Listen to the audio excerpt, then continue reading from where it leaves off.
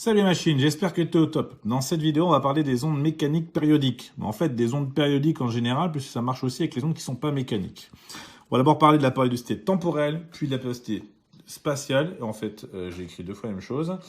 On va d'abord parler de la périodicité temporelle, puis de la périodicité spatiale, et on finira par les ondes sinusoïdales.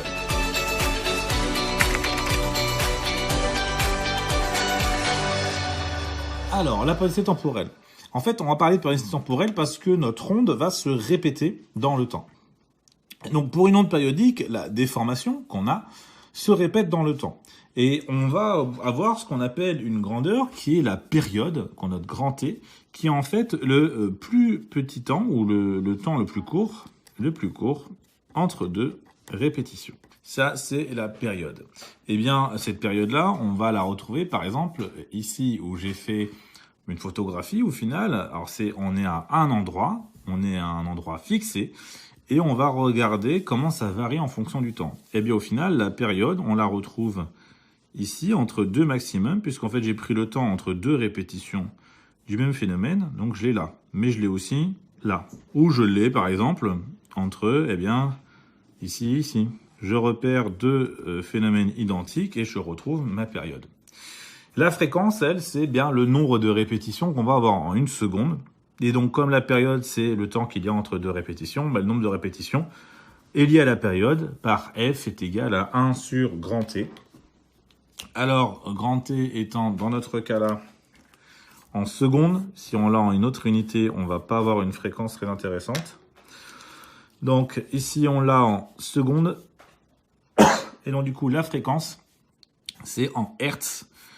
Donc, ça s'écrit Hertz. Ça s'écrit grand H petit z. Donc, ça équivaut à des secondes moins 1. Si on l'a en minutes, on l'aura en battements par minute, par exemple. Donc, ça, c'est pour la périodicité temporelle. Alors, une onde mécanique périodique a aussi une autre périodicité, une périodicité spatiale. C'est pour ça qu'on parle de double périodicité. C'est la périodicité spatiale.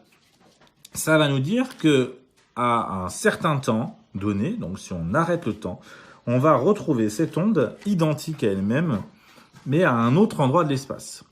Donc au final, une onde périodique se répète à un instant T dans l'espace. La longueur d'onde lambda, en fait, c'est la plus courte distance entre deux répétitions. Alors, j'en ai dessiné un, mais je ne l'ai pas fait super bien. On commence à s'intéresser qu'à la première partie. Celle-là, on va l'oublier. Donc, notre lambda, ici, c'est la plus courte distance entre deux répétitions. Si je prends entre deux maximum, ici, j'ai lambda. Entre deux minimum, ici, j'ai lambda. Attention, si je veux le prendre entre un 0 et un autre 0, il faudra prendre un autre 0 qui est au milieu d'une montée. Donc, c'est ici. Ça, c'est la difficulté. Bon, ça, c'est des notions que vous avez déjà vues en quatrième. Alors, il existe une relation entre lambda, t et v. V étant la célérité. Parce qu'au final, durant la période t, l'onde va parcourir la longueur lambda. La longueur d'onde lambda. Donc, comme durant la période t, l'onde va parcourir une longueur lambda, eh bien on a la période, la durée et la longueur, la distance parcourue. Et donc du coup, V est égal à lambda sur T. Ça nous sera utile, notamment quand on aura les ondes électromagnétiques.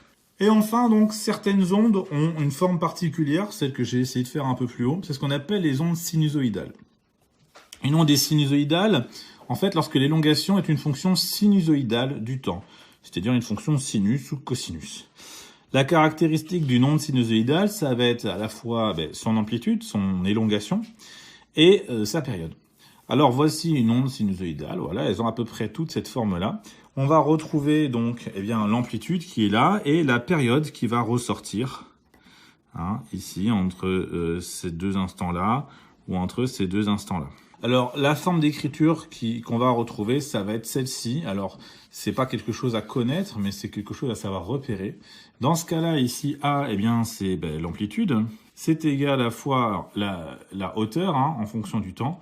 C'est l'amplitude de base, ou l'amplitude maximum, on va dire, multiplié par cos fois, alors le cosinus de 2pi sur t, t étant la période, fois t, donc le temps, plus phi qui est la phase. La phase à l'origine, c'est-à-dire le décalage qu'on va avoir par rapport à un 0. Voilà, je vous montre. Si je vous fais plusieurs phases à l'origine, si je vous fais un phi qui est égal à 0, eh bien, ma fonction va partir de 0. Si je fais un phi qui est égal à 90 degrés, ou pi sur 2, eh bien, ça veut donc dire qu'on va être décalé de pi sur 2. Donc, on va partir d'en haut.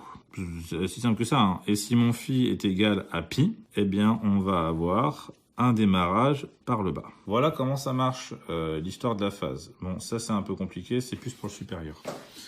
Donc, voilà pour cette assez courte vidéo, au final, sur la périodicité des ondes, les ondes sinusoïdales. Et je vous laisse continuer sur les autres vidéos de matrice.